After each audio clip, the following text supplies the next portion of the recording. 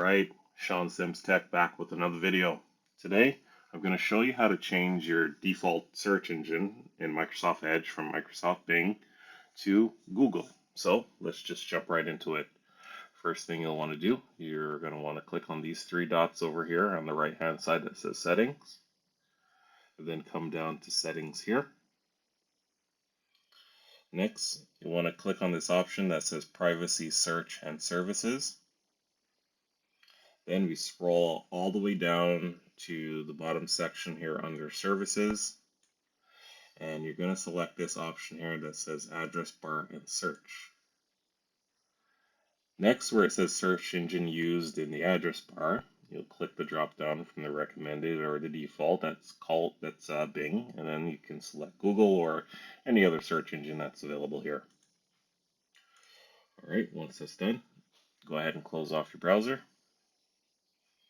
Let's open it back up again, and then let's just type NFL, and there we go. Now it's using Google search. So that's the video. If you enjoyed it, please check out my channel for more helpful tips. If you do have any questions, leave those in the comment below, and stay tuned for the next video. Thank you.